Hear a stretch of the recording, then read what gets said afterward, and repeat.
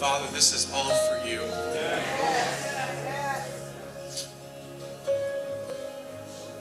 I can't help but think, when you sing a song about who Jesus is, you start to realize what he saved you from and what he brought you out of.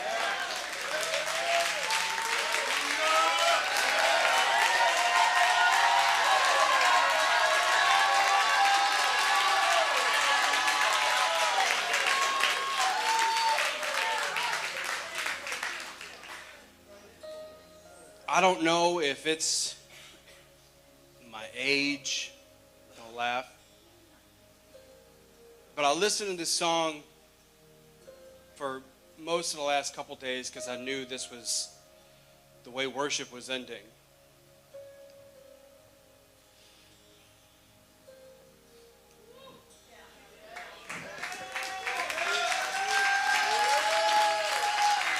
And I couldn't help but think,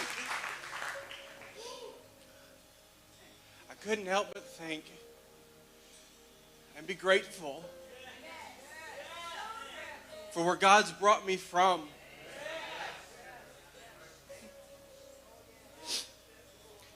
You know, I know I'm not trying to classify, and I'll talk about that later. I'm not trying to classify testimonies. I'm not trying to say anyone's better than another, and I'm not saying one is, you know, you've got a better testimony because you seemed like you were in the deep, dark despair.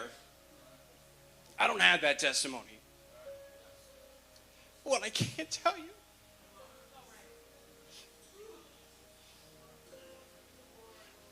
is there was a point when I just kind of hit my low point, and I said, God, I really don't care if I ever step into a church ever again. I'd gotten to a point, I'd grown up in church my whole life. I'd gotten to a point where I was so jaded, so frustrated.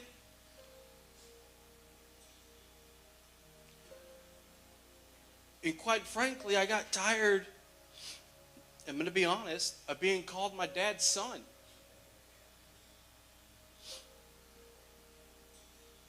I walked into a lot of church services, not as Tim, but as Pastor Steve's son. I wanted so desperately for somebody to look at me and not say, oh, that's so-and-so's son. I wanted somebody to look at me and say, oh, there's Tim. And I got so frustrated because it seemed like it almost seemed unobtainable. And I just got to the point where I didn't care.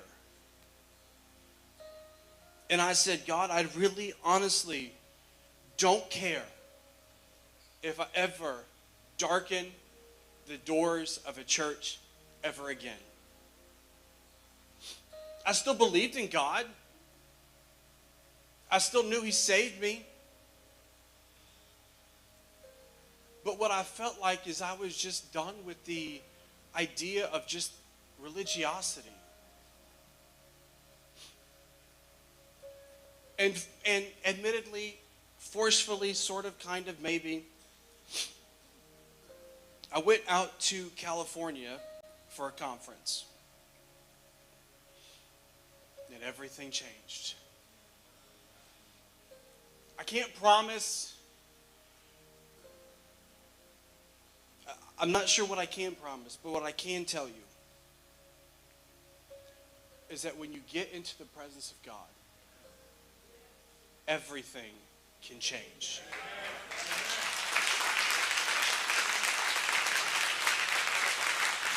And when you've encountered who God is, you start to realize, oh, isn't He marvelous? Isn't He wonderful?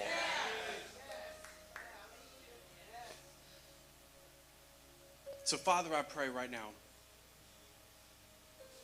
I pray for those that may be in a little bit of a similar situation to what I was in at one point in my life. You may be tired of religiosity. You may be tired of this church thing. You still believe in God. Or maybe you are in that deep, dark spot. Father, I thank you that your presence goes everywhere we go. Father, I thank you that your presence, a moment in your presence, changes everything. So, Father, I pray today that as we embark on this journey today in your word, Father, I thank you that it changes us and we leave here never the same. In Jesus' name. In Jesus' name. You guys can return to your seat. I want to take a moment to just welcome everybody here today. This is a little bit of a different service. If you are new with us today, my name is Pastor Tim. I'm not Pastor Vanny.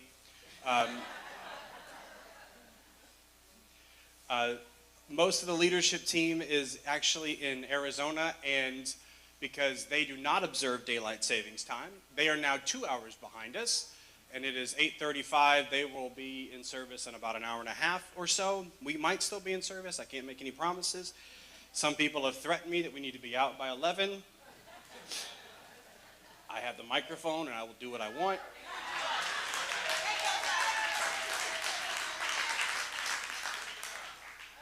But in all seriousness, if this is your first time, we are honored that you would come on this Sunday to be a part of Church Alive. When you came in, you were handed a little worship guide that tells you about who we are as a church, and inside that worship guide is a Connect card. If you would, just take that Connect card, fill it out, give us as much information as you're comfortable with us having, and at the end, if you take it to those doors that you came in, a greeter will be there to give you a bag of freshly baked cookies. And if you don't want cookies, maybe you're not a sweet person, maybe, I don't know, there's some vultures that'll hover around you, like, please, please, can I have a cookie?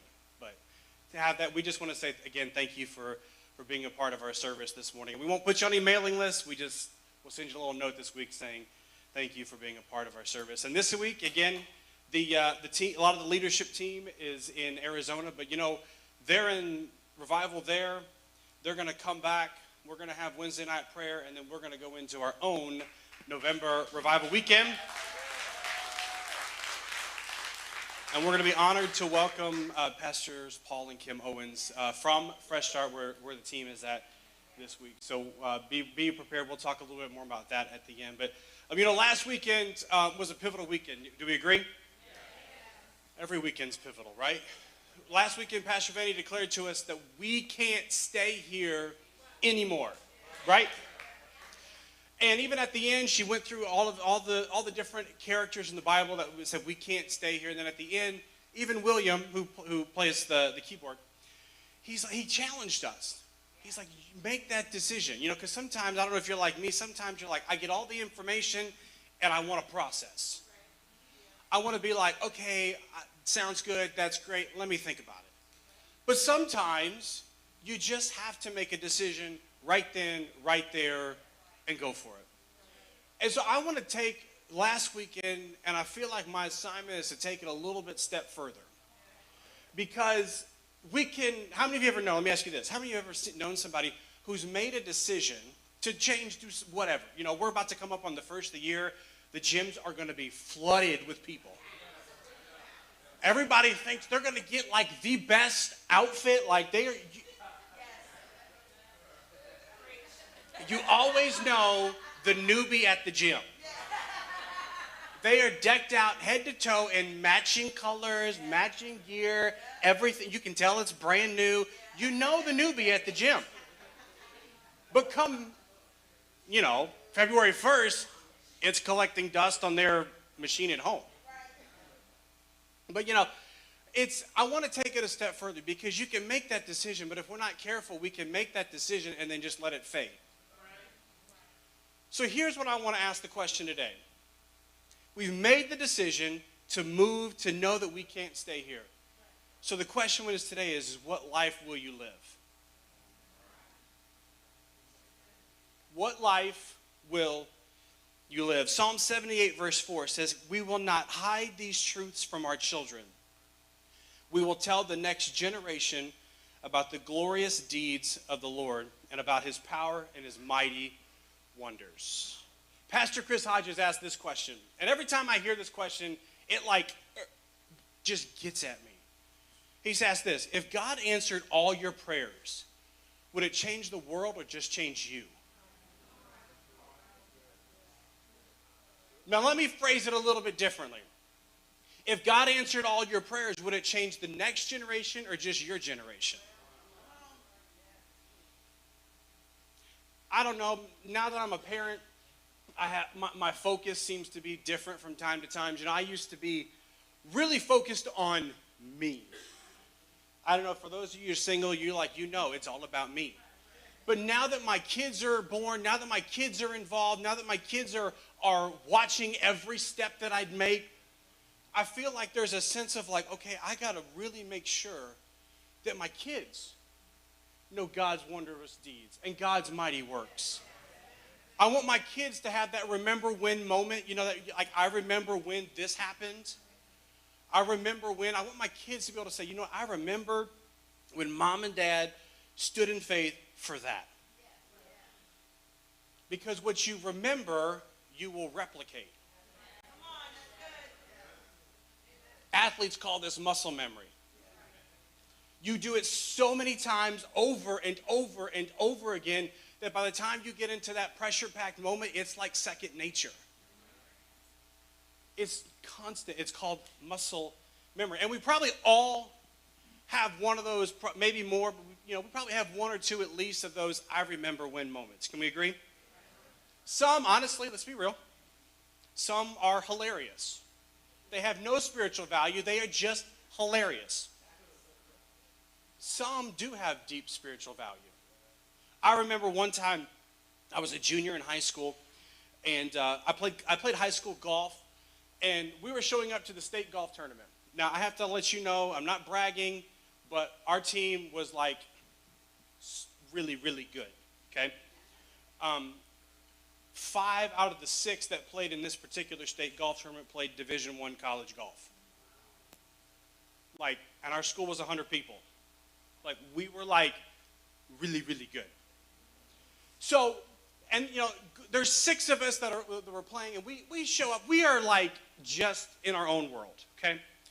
There's probably about 45 total players in this state tournament. We show up, and we just start doing what we do. We go and we go to the putting green. We start practicing. We do the things that we do at golf tournaments. And again, let's be honest, we were goofing off probably more than anything else. But we all of a sudden, the 6 of us, we're just kind of doing our thing. We look over, and every other player is on the other putting green. And let me paint a picture for you, okay? There's 6 of us. We're on a putting green about half the size of this auditorium. The other 40, they're on a space about half the size of this stage. You follow? You tracking me? And we're trying to figure out what in the world, why would nobody come over? We couldn't figure it out. So we start to ask around. We said, why did nobody come? Obviously there was enough space. They're crammed in like this, trying to putt. And they come, and finally we find out what they told us. They said, well, we just thought it was your putting green. I'm as somehow we bought the rights to the putting green by ourselves. I was talking to one guy, are you kidding me? They're yeah, because you guys are so good, we just thought it was yours. I'm that's just dumb.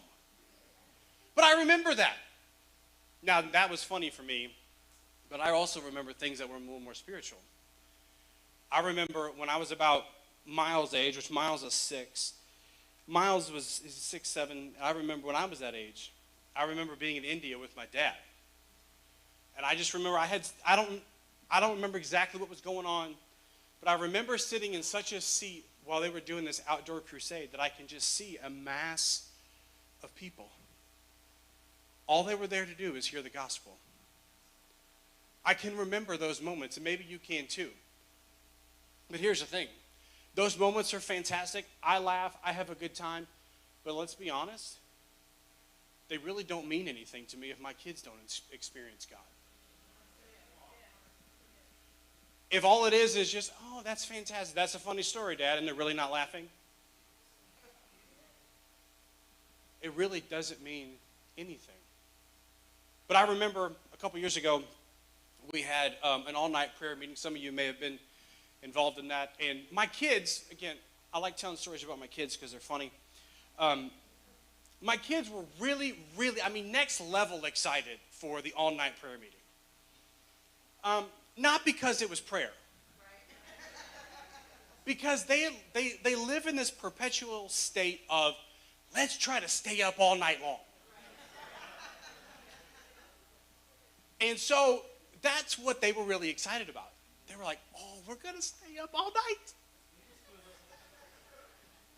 So I'm not going to stand here and tell you that we had to tweak some motives. We really did. But you know what they did do?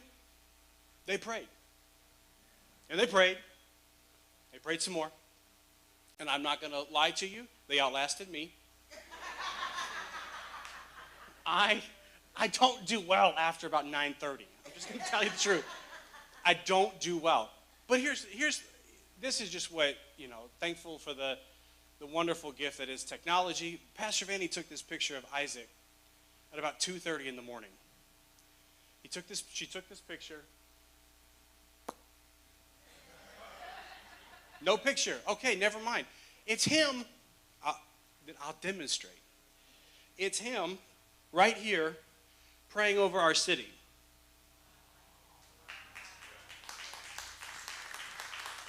I would like to take credit for that, but I can't. Because you know why? We're teaching them to have moments themselves. And it doesn't matter what I do, but it's a matter of what they're going to experience. So today we have to make the decision. We've made the decision we can't stay here. So how are we going to live? In this new state, how are we going to live? The great news, I think it's fantastic. This book gives us all kinds of examples and principles of how we can live. We can live like Abram did in Genesis 12. When he fully trusted God and God said, get out of your country and go, and I'll tell you later where you're going to go. Like, anybody else signing up for that mission? Like, no. Like, I mean, I need you to tell me, God, give me location. But we should totally trust God, right? Or maybe we can be like Nehemiah and rebuild city walls. Maybe there's people around you that you see, man, their life is in ruins. And maybe that's the example. Maybe that's how we can live. And as we should be a repairer and a restorer. Or maybe we can live like David in 1 Samuel. You know, David, the guy that killed Goliath. We're like, yes, I want to live like David. I mean, who doesn't want to be the guy or the gal who is known for all of history of taking out a 9-foot giant? Like, who doesn't want to be that person? But I would submit to you that David killing Goliath is really a result of the life that he lived. So we're going to look at 1 Samuel chapter 17. If you want to turn there in your Bible, flip it on your phone, whatever you want to do. But I want to give you a quick rundown because a lot happens leading up to David and Goliath. Okay? We're going to go quick. So here we go. 1 Samuel chapter 16 starts like this. Samuel is needing to pick a king because Saul had been rejected. So Samuel has been told, go find Jesse. Out of Jesse's lineage will come the next king. Samuel says, yes, sir, I'm going. So he finds Jesse, and Jesse says, all right, I'll bring my sons up. He parades his sons up in front of Samuel. And he gets to number 7, and Samuel goes, this ain't it. This isn't working. And he goes to Jesse and says, Jesse, you got any more? He goes, well, I got one. I mean, he's kind of scrawny, but he's kind of he's doing his thing in the field. Samuel goes, well, bring him over here. My interpretation. I'd imagine Samuel's a little frustrated and a little agitated at this point. Like, I told you to bring me your sons. He says, fine. So Jesse calls David. David comes up, and he's like, hey, doing his little thing. And Samuel goes, yep, he's the one. I'm going to anoint him king. Meanwhile, Saul, having all of his issues, is dealing with the tormenting spirits. His little jazz trio that's trying to cast out the tormenting spirits isn't really floating this boat. And they're like, well, we got to figure out something. Oh, yeah, by the way, David can play the harp. So they're like, okay, David, why don't you come give it a shot? And what do you know? David playing the harp in front of Saul, his tormenting spirits go away. Then we pick up in 1 Samuel 17, and we have the Philistines and the Israelites. I have them in my head, they look like they're at a middle school dance. Because you got the Israelites over here on one side of the valley, and you got the Philistines over here on this side of the valley, and the Philistines got the ugly dude. They got the one kid you know that's like head and shoulders over everybody else. Yeah, that's the Philistines. Not only is he the tallest guy, he knows it. He's like, what's up, boys? Let's go. He comes out and taunts the Israelites every day. He comes out and taunts them and says, come on, let's go. Let's fight. But some of Jesse's sons are on the battlefield. And Jesse, having a little bit of concern, says, you know what? I want to make sure my boys are fed and taken care of. So he sends David with some Lunchables. Says, here, take it, let's go. I don't know what David was thinking. I don't know if he just felt like he was wanting to look for a fight. I don't know if he was just feeling a little froggy that day. I don't know. But he goes to give his brothers their Lunchables, and he hears Goliath, and he's like, what's this chump doing? Like, what? I don't think so. And so he starts asking around. After he hears Goliath taunting, he starts asking around and says, hey, what's the reward for the lucky individual who takes out this guy? He starts asking around. You know what they tell him? The prize is you get a wife and you're exempt from taxes. And everybody says, yes and yes. So now we're caught up. Let's look at 1 Samuel chapter 17, verse 32. And I'm warning you ahead of time. It's a lot of scripture. Buckle up. Here we go. Verse 32. Don't worry about this Philistine, David told Saul. I'll go fight him. Again, I'm like, is he just feeling a little froggy today? Like, what? I mean, like, don't be ridiculous, Saul replied. There's no way you can fight this Philistine and possibly win. What a wonderful statement he just made. You're only a boy, and he's been a man of war since his youth. But David persisted. I've been taking care of my father's sheep and goats, he said. When a lion or a bear comes to steal a lamb from the flock, I go after it with a club and rescue the lamb from its mouth. If the animal turns on me, I catch it by the jaw and club it to death. I have done this to both lions and bears, and I'll do it to this pagan Philistine too. For he has defied the armies of the living God. Again, I could just imagine David standing up there with his chest like, you know what, I got this, chump. I got it. I'm going to take care of it. I'm going to take care of business for everybody. Verse 36. I've done this in the Lord, verse 38. No, sorry, verse 37. The Lord who rescued me from the claws of the lion will rescue me from this Philistine. Saul finally consented. I'm going to pause right here because I was going to talk about this later, but I'm going to go ahead and talk about it now. Some of you are out of the will of God because you don't have leadership's consent.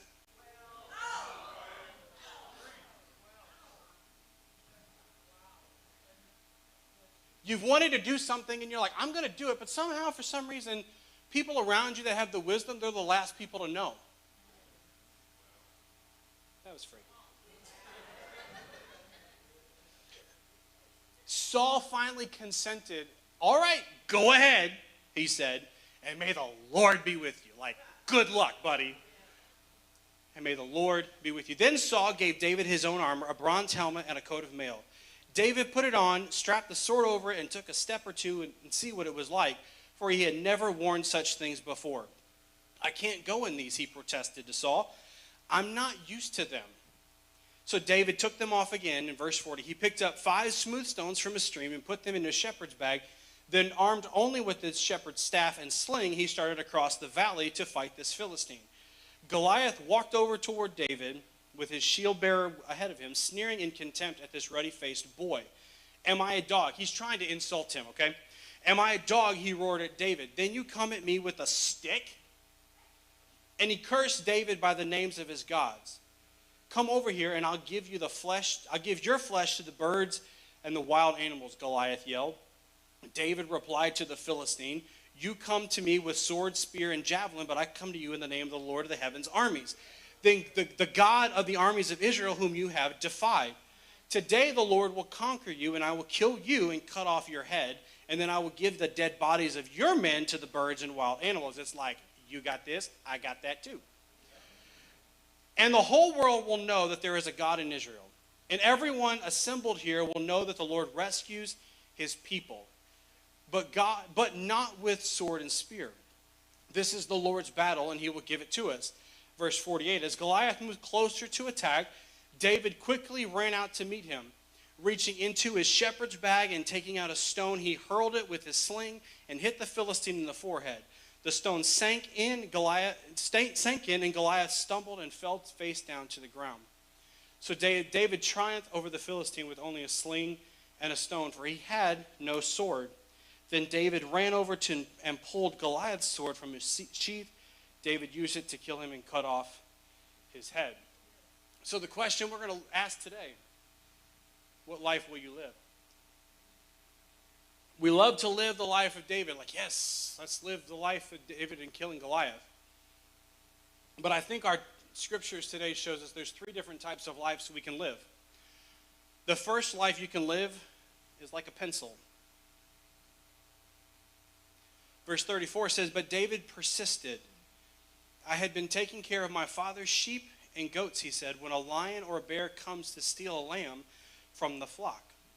Now, I can imagine that David is like pretty excited. Like, I just did something here by taking care of a lion and a bear with a jawbone. I mean, that's a big deal. But can you imagine what that would have felt like? I mean, we get excited if we get a good parking spot at the store. Or if it's like delivery says it's going to take 45 minutes and it takes 40, you're like, the favor of God is rested on me.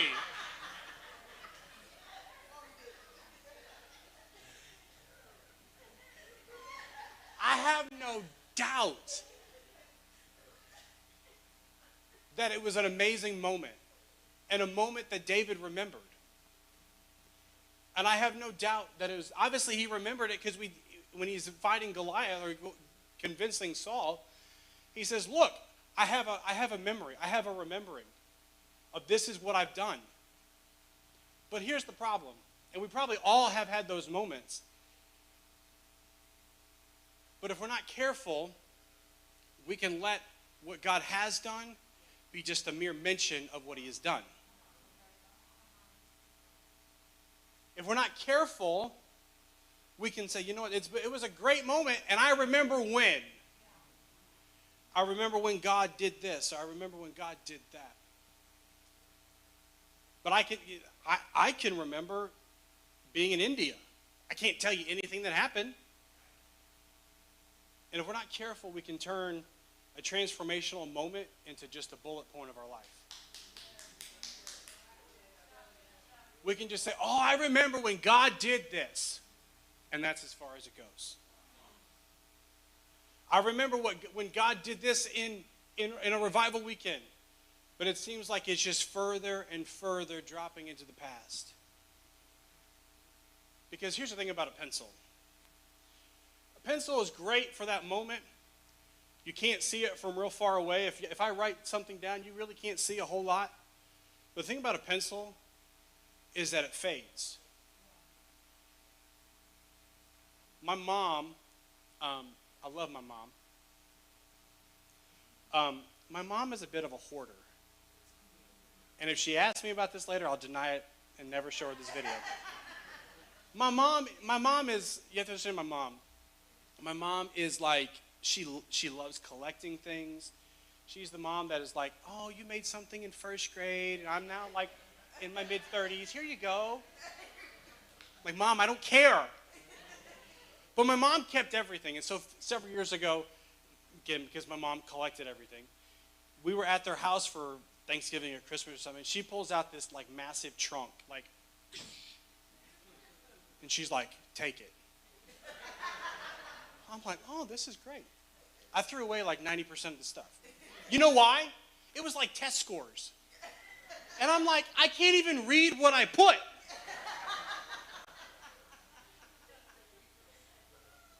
But it fades. And I think the biggest indicator that you might be living like a pencil is if you're always talking in past tense. Now, for the scholars in the room that are going to throw hate mail at me like, well, you got your testimony and that's in the past, I know. But let me ask you this. The scripture says, if you want, we'll go to Bible. Revelation 12:11, and they defeated him by the blood of the Lamb and by their. So I know your testimony is going to have included elements of the past. I know that. But is it all of the past? Are you constantly saying, you know what God did back in 1975? Whew. It was great. And you're sitting here, well, God's doing something right now.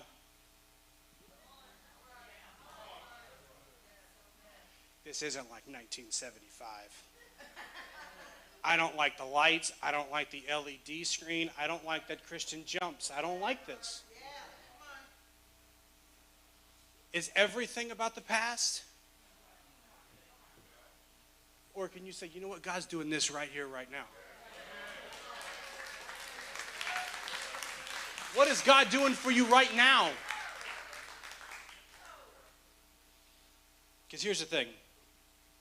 if we're not intentional, because here's what I will say. You can live like a pencil, and then we'll talk about another type here in a second. But if you're not careful and you're not intentional about what God is doing now to make sure you bring it to the future, the power and the potency of your message will fade. Because it's like, well, great, what are you doing now? The second kind of life you can live is like a highlighter.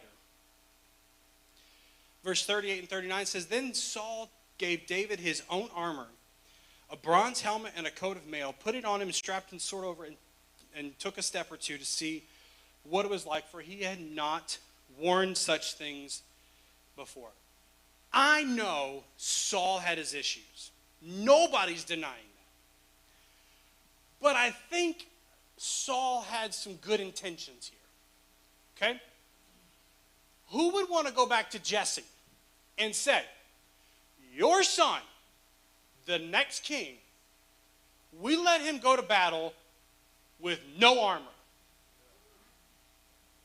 It doesn't, nowhere do we see that David came ready to fight, other than he was like, oh, what's this guy doing?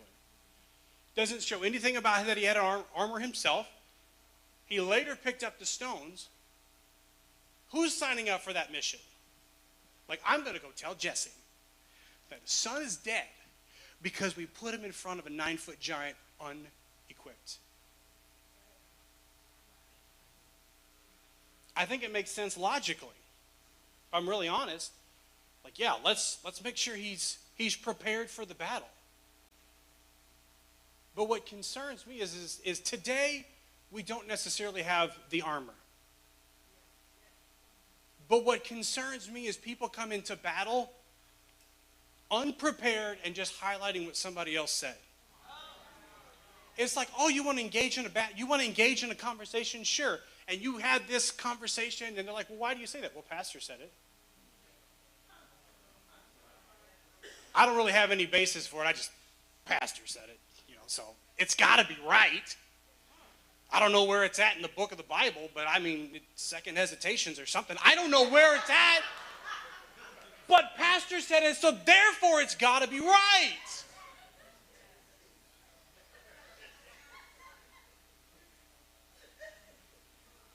Let me just say this, and we can't go into battle unprepared. Because here's what's about to happen. Tuesday, we're going to go vote. And some people will only go vote based on the letter behind somebody's name. Have no clue what a candidate stands for. But that falls in line with what they think is their beliefs. And so they go, like, oh, it's so-and-so. They got my vote. Meanwhile, they could be completely against what you're believing for. But because we just followed, pardon the pun, the party line, we just started highlighting what somebody else is saying. Because what does a highlighter do? A highlighter just accentuates what somebody else has already said or done. It just makes something prominent. I'm going to show you. I have highlights all throughout my notes because I want to make sure I remember what I want to say. So what does a highlighter do? It makes prominent. But what we tend to do is we tend to focus on the wrong thing. We've made prominent in our minds what somebody else has said instead of focusing on what we can do. I'm going to give you an example. I work a full-time job outside the church. I work in accounting, so I deal with numbers all day long. And I've worked in finance for about 15 years. And for the longest time, I had believed in my own head, I had said, you know what, I'm only going to be able to go so far because I don't have a degree. I'm not bashful about it. I'm not shy about it. I'm not like, if you ask me, I'm honest about it. I don't have a degree. And what I had convinced myself is that I was only going to be able to go so far in a finance world because I don't have that framed piece of paper. I am all for education. I'm not going to diminish anybody that has it. I was an idiot and didn't take it serious. My half a semester in college. And now it is what it is. But I had to come to a point in my own life where I said, you know what? I got the job I have now. I had the job before, not because of a piece of paper, but because I have an experience. And some of you are honestly thinking, you know what? I can't do that. And you're focusing on what you can't do instead of what you can do. I may not have a degree, but I will for sure do everything I can to go through and learn it on my own. You may not have the formalized education, but are you willing to learn at all times? The danger is we either focus on what we can't do or we just focus on what somebody else has said. We focus on, oh man, I can't do that. I can't. I'll give you an example, another one. Some of you would be like terrified to come up here and stand and talk in this microphone and face out that way right now. Some of you are like, please don't call on me to come up there. But you know what? You may not like this setting. You may not like to come up and be like, you know what? I'm going to fill this spot. But you may be even more comfortable sitting in a circle with people in your house leading a small group.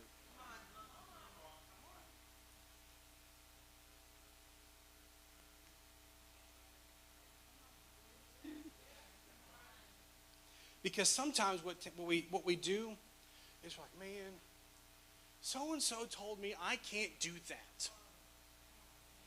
And what we do is we just highlight it and we make that our focus. I'll give you another example. How many of you know, been here when Apostle Rick has been here? Apostle Rick Shelton. His story cracks me up. Now, I grew up in his church, so I know some of this detail. And he's told some of this here, I think. But he grew up in St. Louis, where I grew up, and he was a Twinkie salesman. And so, but you know why he started as a Twinkie salesman? Because he had a second or third grade teacher that told him he would never amount to anything, and he had a stuttering problem, so he just might as well find something that he didn't have to go talk. Now, what would the world have missed out on if Pastor Rick had believed what that teacher had told him? What are you believing that somebody said, I can't do that? Or maybe you just think, you know what, I'm just going to, somebody told me that this is what I can do, and so I'm just going to do that. Somebody told me, you know what, I'm good in front of people, so I'm just going to do that, when really you would much rather be behind the scenes. I'm sticking here for a minute because what I want you to understand is we tend to, if we're not careful, we focus on the wrong thing, and we focus on what somebody maybe we're not necessarily the best at. We focus on that instead of saying, okay, God, what have you called me to do? Because here's the thing. The third type of life you can live is like a Sharpie. I love Sharpies. Because here in verse 40 it says this: he picked up 5 smooth stones from the stream and put them into his shepherd's bag. Then, armed with only his shepherd's staff and a sling, he started across the valley to fight the Philistine. I'm convinced the greatest mark each of us can make, you know, that mark that generations behind us remember? That mark that people are talking about, you know, I remember when that person did that. I'm convinced the greatest mark you can make is when you walk in what God's called you to do.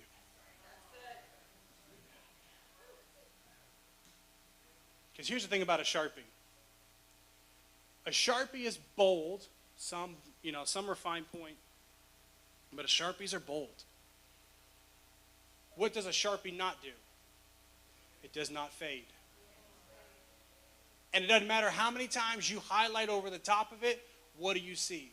The Sharpie.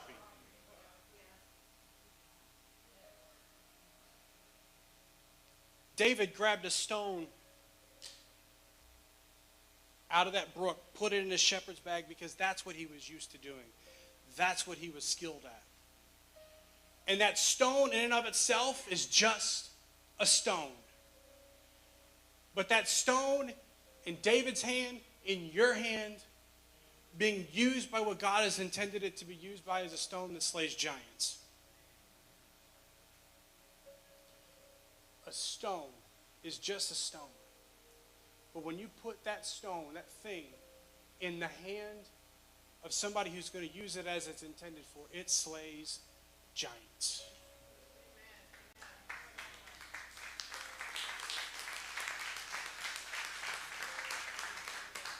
But here's the thing. We have to stop classifying and comparing.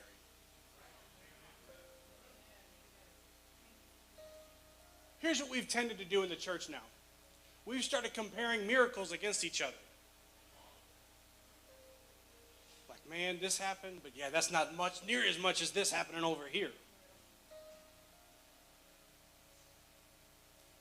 We've started comparing healings.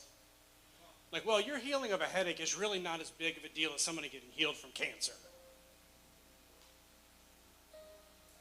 Or we start comparing victories. Like, yeah, you know what? I'm blessed God, He gave me this car. Well, God gave me a house. And we start comparing. I think it was Eleanor Roosevelt, who said, comparison is the thief of joy. But not only sometimes do we compare, we classify. Like somehow some positions in the church or some positions in culture are more important than another. Can I just be real honest? Me right here in front of the camera is no more important than Chris behind the camera. Our greeters at the front door are no more important or no less important than those in Kids Alive. Pastor Vanny is no more important than the van driver.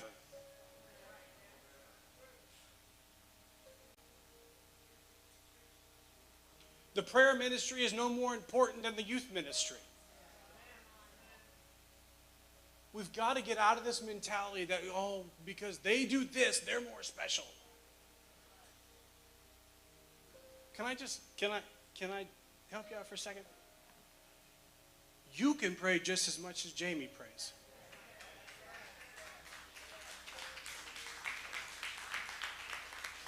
You may not pray the same way. I can tell you this much right now. I don't pray the same way Pastor Vanny prays. Neither does Jamie. Neither does anybody else in this room. We have to pick up our stone. And we have to say, God, what do you want to do with this in my hand? Because here's what the scripture says.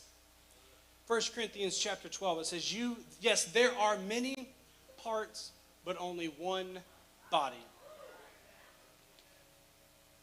The body, spiritually and naturally, operates and functions at peak capacity when everything and everybody is doing what it's called to do.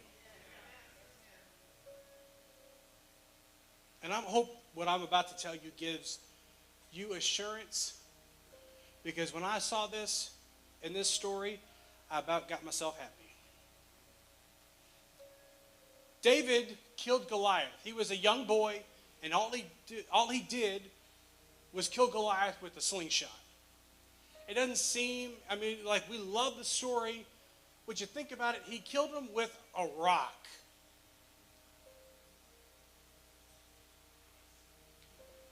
But when you are walking in what God has called you to do, regardless of how big, bad, and burly the enemy feels, there's always an exposure point. Because when you look, I'll get out of the way.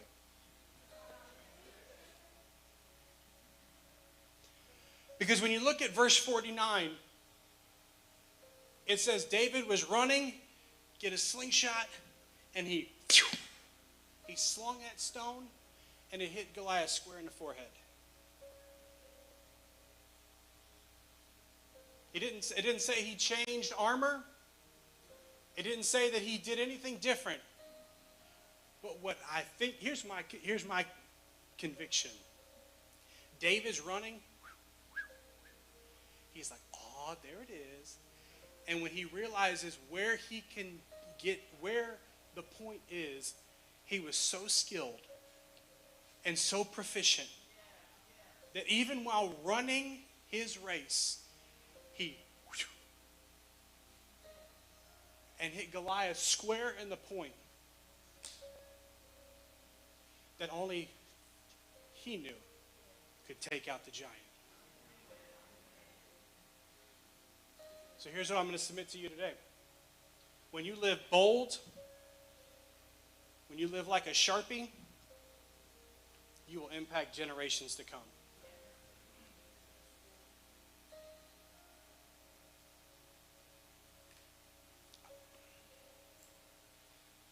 Here's my concern. My concern is some of you don't believe it. My concern and my worry is that you've so diminished yourself and said, I can't do it. I grew up from this side of the tracks. Or I grew up in this zip code. Or I grew up in this rough neighborhood. But I love what this Christian counselor said. His name is Craig Lonsborough. I'm not sure if I'm saying his last name correct, but he said this. An inheritance is what you leave people. A legacy is what you leave in them. So my prayer is not only do my kids see what we've done, but whenever the time comes, we've left it in them. I can leave them stacks and stacks of cash, but it doesn't mean anything if I haven't lived a life that they say, I remember when Dad did this. It doesn't mean anything to me if when I'm old and gray and my kids are looking and say, you know what? Dad, thank you. You taught us how to live bold. You taught us how to live above average. You taught us how to be who we are. You taught us how to be and walk in the will of God.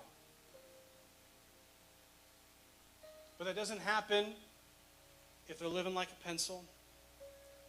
It doesn't happen if they're just living like a highlighter. It only comes when they're living like a Sharpie.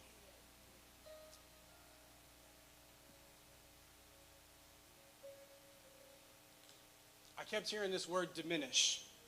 Diminish, diminish. And I couldn't totally put my finger on it. And then I looked up the definition. The word diminish means to make or cause to seem smaller, less important, lessen or reduce.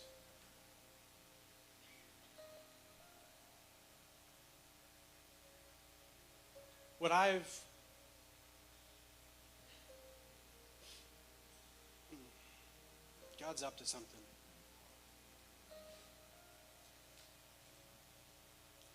We have to break the mentality that we're less than or less important. And here's the thing.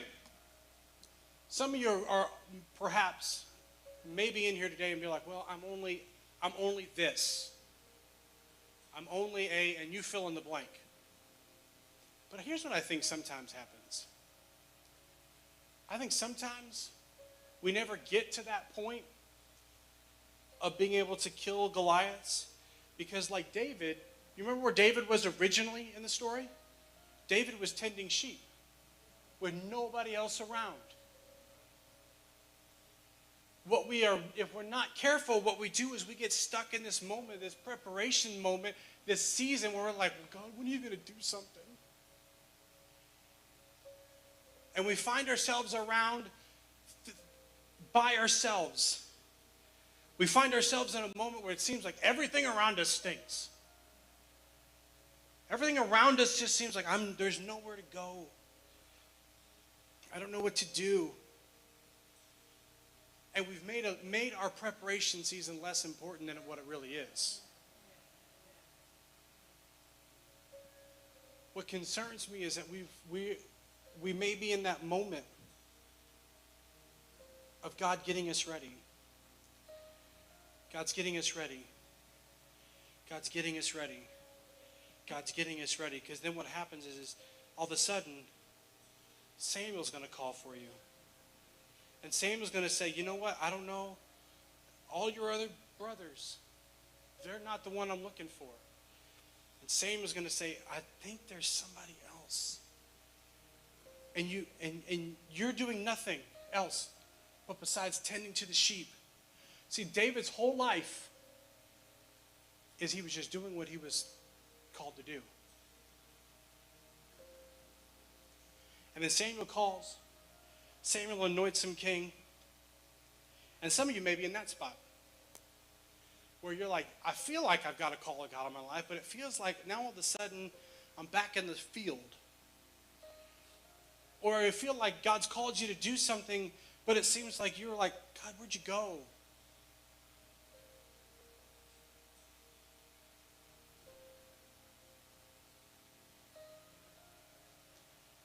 But I am a firm believer. If you ask me one question, what is it that I want for everybody? Is I want you to live the way God called you to live.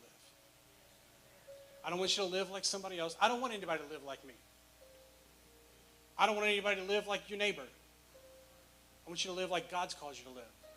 Get your stones out of the river and you slay giants.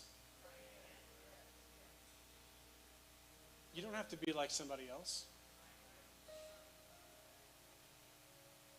But we've diminished what God has called us to, like somehow it's not important. And I don't know any other way to say it. I tried to fancy it up. I tried to be like, oh, let's say something creative and like make it simple and make it memorable. And all I can just hear is God saying, stop making it like you're less important. Stop making it like, oh, somehow somebody in a green shirt today is more important than I am. Or Chris on the camera because he does that and somehow that's more important than somebody else.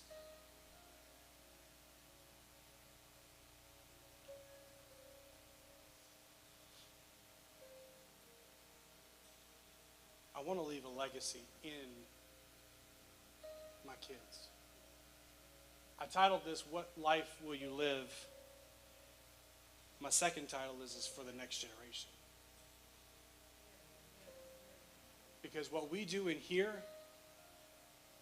and what God does in us will impact the generations to come.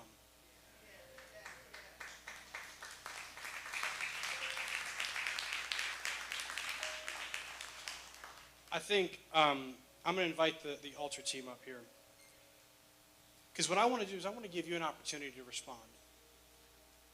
Because what I feel like, again, there's some potential of people feeling like I've diminished what God has called me to do.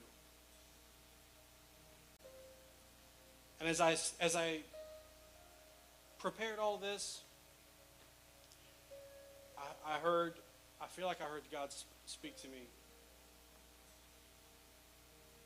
and just say, Church Alive, get ready, because you're now a Sharpie. I think nobody would argue the fact that we're a bold church. I don't think anybody would argue that. But what I think what we're on the precipice of is what God is doing in here is not contained in these four walls.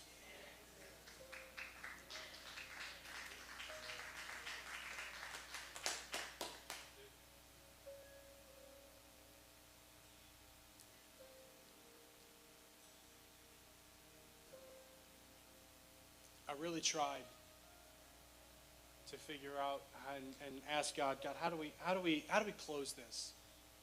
How do we get to a point of responding? And here's what I honestly struggle at the moment really trying to articulate what I feel like God's doing. Because what I feel like is happening is God's doing a work in us. And maybe you recognize, you know what, maybe you recognize that I have lived like a pencil. I've kind of faded away.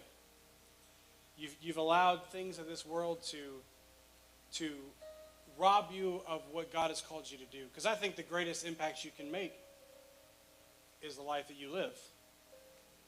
So I'm asking you, if you would stand to your feet. Because before we can talk about, those of us that maybe feel like we have diminished something, and that's what I'm inviting you up forward today. Maybe you're in that boat where you said, I've diminished the call of God, I've made it feel less important.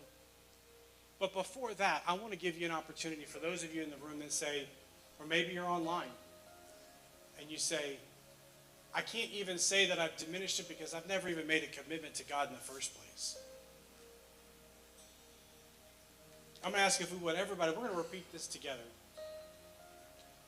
Say, Lord, thank you for sending Jesus to die for all my sins. Today, I acknowledge that I'm in need of a Savior, and I choose you. I repent from my old way of living and commit to a new life following you. I believe you lived, died, and rose again with power just for me. So today, I give you my life. Change me, renew me, transform me. In Jesus' name. If that's you, if you made that commitment today, maybe it's the first time, or maybe you've walked away, you recognize you have faded away. Let these altar ministers know that I'm making a commitment today to commit my life to Christ. And if that's you today, maybe you're saying, you know what, I've diminished what God has done. I've made myself feel more important. Or I've made that preparation season feel like it is not, it's even less important. If that's you, I'm just going to simply invite you to come.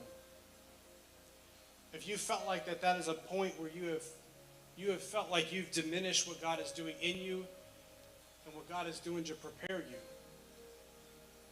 then if that's you, come. Don't wait. Don't hesitate.